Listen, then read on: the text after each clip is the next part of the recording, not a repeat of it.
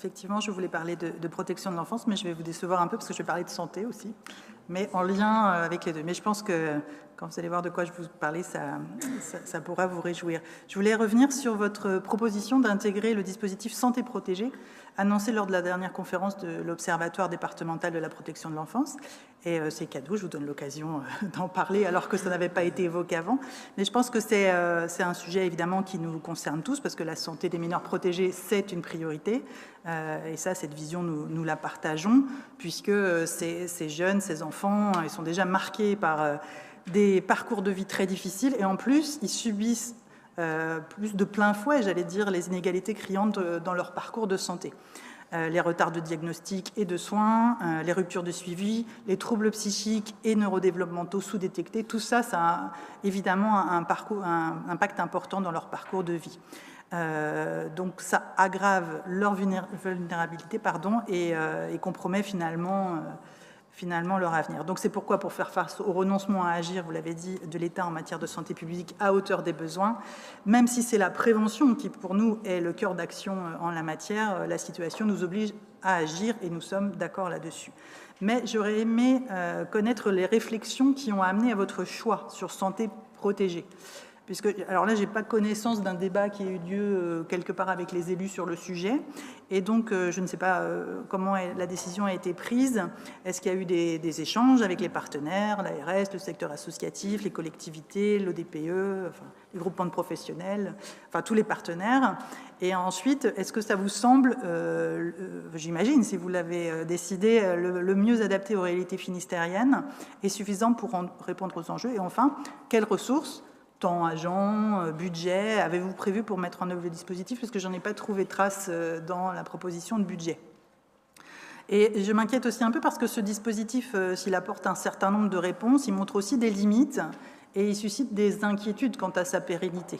Et la présentation qui a été faite lors de la conférence de l'ODPE a été éclairante sur le sujet également. Donc c'est un dispositif expérimental pour le moment qui est porté par essentiellement les départements de Loire-Atlantique, Haute-Vienne, Seine-Saint-Denis et Alpes-Maritimes. C'est une proposition intéressante, mais qui présente, je le disais, des limites avérées, notamment une coordination fragile, des contraintes administratives fortes qui pèsent sur les professionnels, et puis des défis persistants en matière de gouvernance également. Mais ce qui est le plus inquiétant, surtout, je trouve, c'est l'absence de visibilité sur les engagements de l'État à moyen et long terme.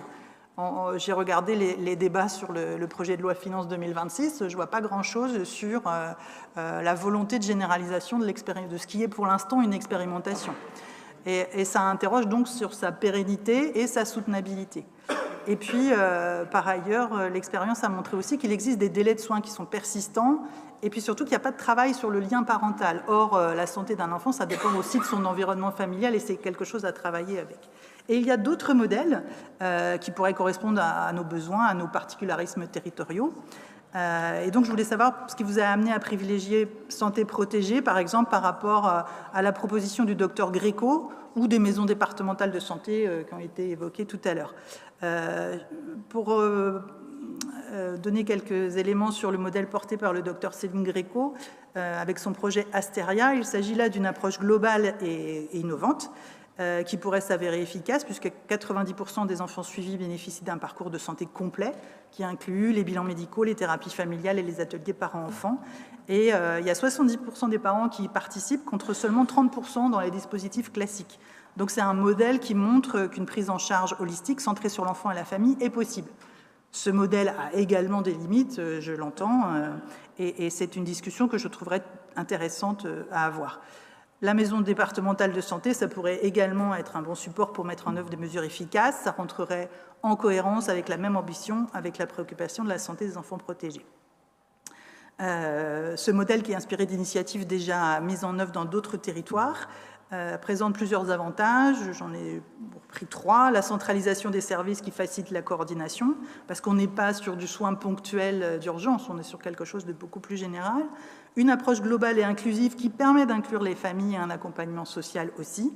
Et puis une flexibilité territoriale et une adaptation aux réalités locales, en collaboration avec les établissements scolaires, les services de protection de l'enfance, pour un repérage précoce des besoins. Voilà, je trouve que le risque en s'engageant dans un dispositif seulement comme santé protégée, c'est d'ignorer des solutions qui marchent déjà chez nous ou qui pourraient marcher, et qui éviterait des lourdeurs administratives nationales, puisque nous nous retrouvons dans cette réflexion, comme dans d'autres, à devoir suppléer le manque d'engagement de l'État. Il paraît intéressant de pouvoir mobiliser nos forces locales.